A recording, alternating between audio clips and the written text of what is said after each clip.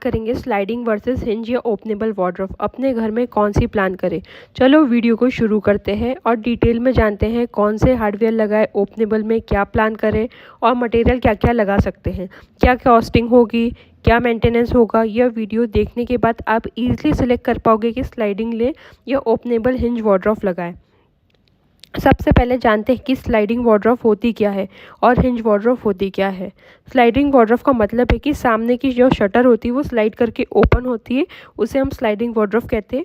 Openable hinge wardrobe किसे कहते हैं? जो हम ट्रेडिशनली वार्डरोब देखते हैं, सामने से शटर ओपन होते हैं, जिसे हम पल्ले भी कहते हैं। जो सामने साइड से ओपन होते हैं उसे ओपनेबल हिंज वार्डरोब कहते हैं। स्लाइडिंग वार्डरोब में हमें 2 ट्रैक सिस्टम मिलता है। पहला जो ट्रैक सिस्टम है उसे 2 ट्रैक सिस्टम कहते हैं, जिसे हम 2 पल्ले चलते हैं, और 3 ट्रैक सिस्टम भी मिलता है जिसमें 3 पल्ले या शटर बोलो वह 3 स्लाइडर एक साथ चलते हैं। इसमें डिफरेंस क्या है? 2 ट्रैक सिस्टम में 50% वार्डरोब ओपन होती है, वहीं 3 ट्रैक सिस्टम में 66% की वार्डरोब आप एक साथ ओपन कर सकते हो। और वहीं आप ओपनेबल हिंज वार्डरोब की बात करते हो तो उसमें 2 पल्ले ही ओपन होते हैं या तो फिर एक सिंगल पल्ले को ओपन होता है। और हम देखते हैं तो 80% घरों में ओपनेबल हिंज वार्डरोब यूज़ होती है। इसके बाद सेकंड पॉइंट पर आते हैं कि स्लाइडिंग वार्डरोब कहाँ लगानी है और ओपनेबल हिंज वार्डरोब कहाँ लगानी है। स्लाइडिंग वार्डरोब में आपको यह ध्यान रखना है कि अगर आपका रूम साइज़ छोटा है, जैसे 10 फीट बाय 10 फीट का है या 10 फीट बाय 12 फीट का है, और बेड के पास ये वार्डरोब लग रही है या ऐसे कोई फर्नीचर के पास लग रही है, तो वार्डरोब के आगे सिर्फ 2 या 3 फीट की जगह बच रही है, तो वहाँ 110% आपको स्लाइडिंग वार्डरोब ही लगानी है। क्यों? क्योंकि जब भी आप वार्डरोब के सामने से सामान निकालोगे या वार्डरोब को स्लाइड करके आराम से सामान निकाल पाओगे, और उसी समय बेड पर कोई चढ़ रहा है तो सर्कुलेशन स्पेस रहेगी, जिससे हम मूवमेंट स्पेस के साथ आप इजीली सामान निकाल पाओगे। क्योंकि अगर नहीं रही स्पेस तो आप सामान भी नहीं निकाल पाओगे और मूवमेंट स्पेस भी नहीं रहेगी, जिससे आप टकराओगे। इसी में जब आप ओपनेबल हिंज वार्डरोब के सामने 4 से 5 फीट की जगह है तो हिंज वार्डरोब लगानी चाहिए, क्योंकि वह ईजिली टू यूज़ है। आप इजीली सामान निकालो और रख पाओगे, और साथ में आप पूरी वार्डरोब को ओपन कर सकते हो जब भी आप चाहो, जिसे पूरा सामान आप एक साथ एक्सेस कर सकते हो, ऑर्गेनाइज कर सकते हो। तो बेसिकली आपको अपने स्पेस के प्लान के अकॉर्डिंग वार्डरोब सिलेक्ट करनी है। अगर वार्डरोब लगाने के बाद आपके पास 4 से 5 फीट की जगह बच रही है तो हिंज वार्डरोब में जाएं, और अगर 2 से 4 फीट की जगह बच रही है तो आप स्लाइडिंग वार्डरोब में जाएं, और 2 फीट से कम बच रही है तो वार्डरोब की डेप्थ कम कीजिए, वरना आप वार्डरोब को ईजिली एक्सेस नहीं कर पाओगे, इसे सामान नहीं रख पाओगे ना निकाल पाओगे। यह चीज़ को ध्यान रखकर आप वार्डरोब सेलेक्ट कीजिए। उसके बाद थर्ड पॉइंट पर आते हैं, वार्डरोब के अंदर कितना सामान स्टोर कर सकते हैं और किस में कम और किस में ज़्यादा स्टोरेज होता है, स्लाइडिंग में या ओपनेबल में। जैसे मैंने बताया कि स्लाइडिंग वार्डरोब के अगर 2 ट्रैक सिस्टम में जाते हैं तो 50% वार्डरोब एक्सेस कर सकते हैं, वहीं 3 ट्रैक सिस्टम में 66% वार्डरोब एक्सेस कर सकते हो।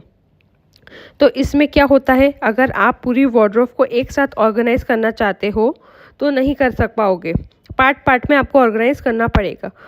और हम इंडियन मेंटेलिटी के हिसाब से पार्ट पार्ट में ही करते हैं, उसका इतना बड़ा इशू नहीं है।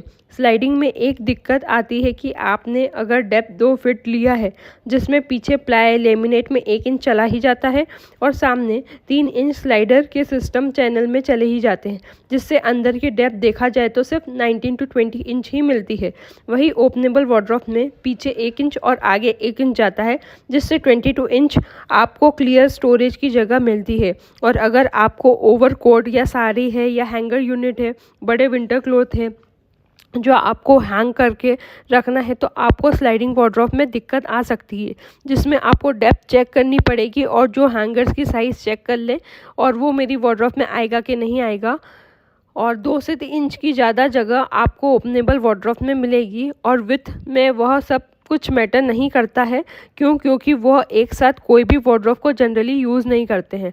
और अगर आपको ऐसे इंसान हो जिसको सारी वार्डरोब एक साथ एक्सेस करना है, तब आप ओपनेबल वार्डरोब में ही जा सकते हैं। उसके बाद हम बात करेंगे सेफ्टी एंड सिक्योरिटी, कौन सी वार्डरोब में सबसे ज़्यादा सेफ रहेगी। लोगों को बहुत बड़ा मिथ है कि जो स्लाइडिंग वार्डरोब है उसमें लॉक नहीं आते हैं वो सेफ नहीं है। वही स्लाइडिंग वार्डरोब में दो लॉक आते हैं, एक होता है सेंटर लॉक और दूसरा होता है side frame lock. Central lock कुछ नहीं करता है, वो बस पल्ले को आमने सामने आने से रोकता है। वहीं साइड फ्रेम लॉक जो होता है वो साइड के शटर को सीधा फ्रेम से लॉक कर देता है, जो बहुत ही अच्छा और लॉन्ग लास्टिंग लॉक होता है, प्लस उसकी स्ट्रेंथ भी अच्छी होती है as comparing to hinge wardrobe. Hinge या ओपनेबल वार्डरोब में आपको सेंटर लॉक मिलता है, जो दोनों शटर होते हैं उसके बीच में ये लगता है, तो उसकी safety as compare to structure या साइड लॉक स्लाइडर का होता है, वो कॉर्नर में लगता है बॉडी ऑफ अ वार्डरोब में, जिससे हम उसकी स्ट्रेंथ बहुत ज़्यादा बढ़ जाती है। इसलिए अच्छी स्ट्रेंथ वाला लॉक चाहिए तो स्लाइडर का फ्रेम लॉक सबसे बेस्ट होता है ओपनेबल वार्डरोब के सेंटर लॉक से भी। और अब सेफ्टी बढ़ाने के लिए ऐसे स्टील के लॉकर्स भी आप इंस्टॉल कर सकते हो, जब वार्डरोब डिज़ाइन कर रहे हो तब प्लान कर सकते हो, और हिडन लॉकर भी तब प्लान कर सकते हो। और बहुत सारे तरीके जिससे आप वार्डरोब से हिडन लॉकर प्लान कर सकते हो। कितने भी वुड के वार्डरोब बना लीजिए, उसके कटने टूटने के चांसेस रहते हैं, इसलिए अच्छे सेफ को इन्वेस्ट करिए और इसको इंस्टॉल करना ना भूलिए। उसके बाद नेक्स्ट पॉइंट है मेंटेनेंस। स्लाइडिंग वार्डरोब ज़्यादा मेंटेनेंस मांगेगी या ओपनेबल वार्डरोब ज़्यादा मेंटेनेंस मांगेगी? बेसिकली बताऊं तो स्लाइडिंग वार्डरोब में बहुत सारे हार्डवेयर सिस्टम लगते हैं। नीचे चैनल लगती है, ऊपर ट्रैक सिस्टम लगता है, और वहीं ओपनेबल वार्डरोब में एक हिंज या सॉफ्ट क्लोजर हिंज लगता है।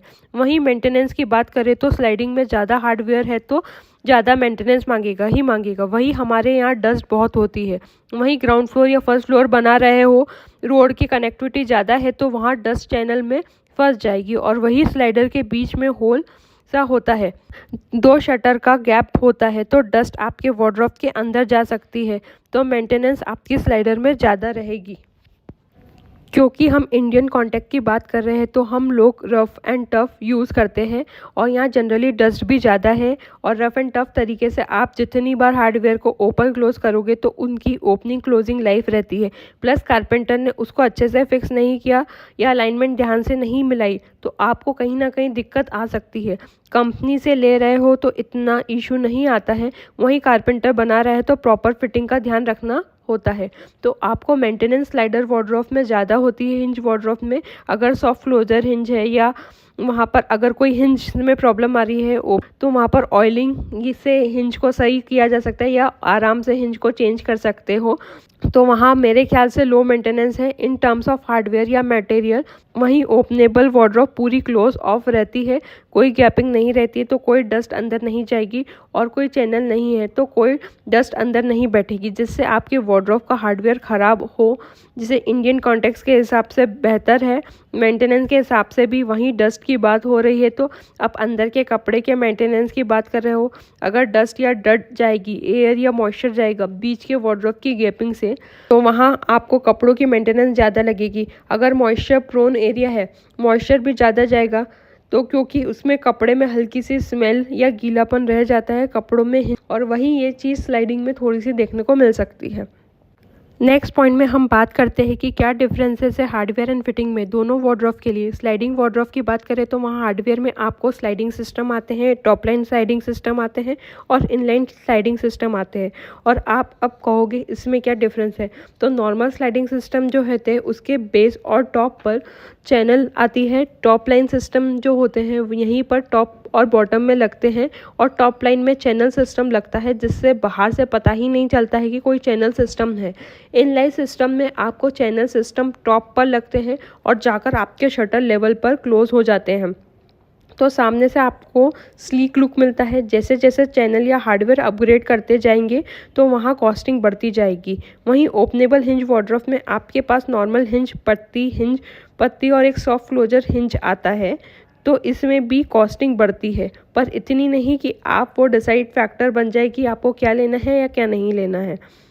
और हम कॉस्टिंग की बात करें तो स्लाइडिंग वार्डरोब का नॉर्मल सिस्टम 5000 का भी आता है और 50,000 का भी आता है, इतना डिफरेंस देखने को मिल सकता है। वहीं हिंज की बात करें तो 100 से 700 तक मिल सकता है, तो बहुत ज़्यादा डिफरेंस नहीं है। अब बात करेंगे हैंडल्स की, तो हिंज वार्डरोब में आपको कोई भी हैंडल सिलेक्ट कर सकते हैं, वहीं स्लाइडिंग वार्डरोब की में आप ज़्यादा बड़े हैंडल्स या बाहर निकलते हुए हैंडल नहीं लगा सकते हैं। वार्डरोब ओपन क्लोज में दिक्कत आ सकती है तो स्लाइडिंग वार्डरोब में इन ग्रूव हैंडल लगाने पड़ते हैं, तो जो अंदर घुसे हुए होते हैं जिसके आपको कम वैरायटी मिलती है, या प्रोफाइल हैंडल्स लगाने होते हैं जो कॉर्नर में लगते हैं जिसमें भी आपको कम ऑप्शन देखने को मिलता है सिलेक्ट करने में। अगर आप हैंडल्स के शौकीन हो, डिटेल वर्क दिखाना चाहते हो, तो आप हिंज वार्डरोब में ही मिलेगा मॉडर्न स्लीक लुक देखने को। नेक्स्ट पॉइंट बात करें तो वो है कॉस्ट, पैसा कितना लगने वाला है स्लाइडिंग वार्डरोब बनाने में और ओपनेबल वार्डरोब बनाने में।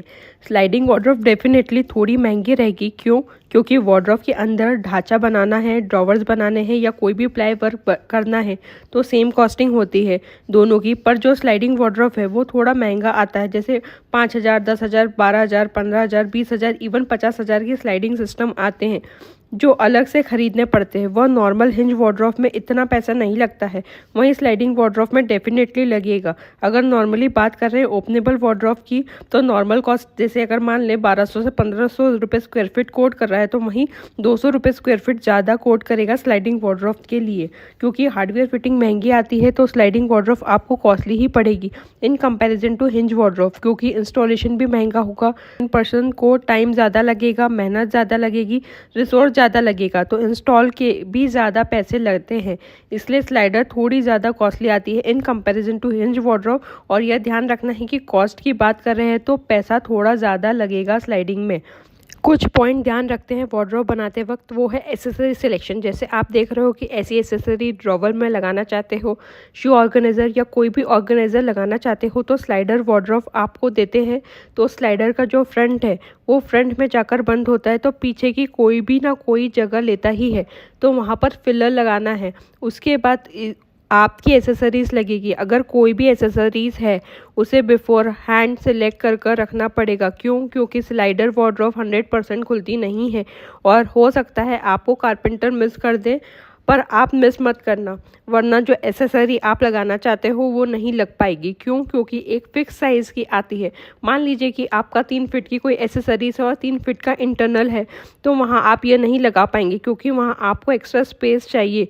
क्योंकि जो आप स्लाइडर लिया है, जो स्लाइड में जाकर रुकेगा, वहाँ पर उतना एरिया ले लेगा जहाँ पर एसेसरीज पूरी लग नहीं पाएगी और पूरी खुल पाएगी।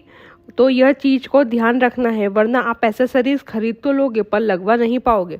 दूसरी बात, आपको मटेरियल का ध्यान रखना है। हिंज या नॉर्मल वार्डरोब बना रहे हो तो वहाँ पर आप 19 mm का ब्लॉक बोर्ड यूज़ करना है। वहाँ पर स्लाइडर वार्डरोब बना रहे हो तो आप वहाँ पर 25 mm का ब्लॉक बोर्ड यूज़ करना है। क्योंकि 25 mm का बहुत हैवी रहेगा, जिससे स्लाइडर जो है वो स्लाइडर चैनल अच्छे से वर्क करेंगे, क्योंकि वेट बढ़ जाएगा, जिससे ग्रेविटी पुल भी बढ़ जाएगा और वो ईजिली और स्मूथली वर्क करेगा।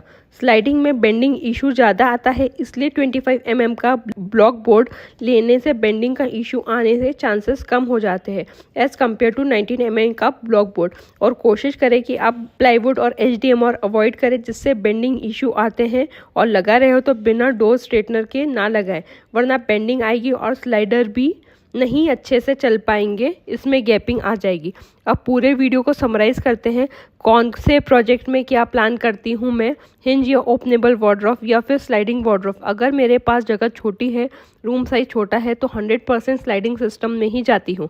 उसमें यह ध्यान रखती हूँ कि बजट कम है तो नॉर्मल चैनल में जाती हूँ, और बजट अच्छा है तो टॉप लाइन चैनल, और लग्जरी प्रोजेक्ट है तब तो इनलाइन सिस्टम पर ही जाती हूँ। अगर रूम साइज़ बड़ा है, मान लो 14x16 फीट का है, या वॉकिंग क्लोजेट बना रहे हो, या कोई भी स्पेस जहाँ वार्डरोब के सामने 4 से 5 फीट की जगह है, तो मैं कोशिश करती हूँ हिंज वार्डरोब में चली जाना, क्योंकि वहाँ कॉस्ट इफेक्टिव है, plus maintenance friendly, plus seamless look देता है। बाहर से कोई भी गैपिंग नहीं मिलती है, प्लस आज के टाइम में बड़े साइज़ के शटर भी लगा सकती हूँ जो सीमलेस लुक देता है, साथ 100% ओपनिंग भी मिल जाती है। तो मैं ये हिंज वार्डरोब ज़्यादा प्रेफर करती हूँ, अनटिल अनलेस जब तक रूम साइज छोटा ना हो। शटर पर variety of colour options available है, सब चीज़ अवेलेबल है, कोई कॉम्प्रोमाइज़ नहीं होता है। दिखने में दोनों सेम हिंजेस में है, ज़्यादा ऑप्शंस होते हैं हिंज वार्डरोब में, ज़्यादा ऑप्शंस होते हैं, इसलिए मैं हिंज प्रेफर करती हूँ बड़ी स्पेसेस के लिए। ज़रूर करें और सब्सक्राइब करना ना भूलें, ताकि आप हमारे वीडियो जो हम हर संडे को अपलोड करते हैं और शॉर्ट डेली अपडेट करते हैं वो मिस ना कर सको। तो आपको डेली कंटेंट मिलेगा, तो सब्सक्राइब करना ना भूलें। Thank you.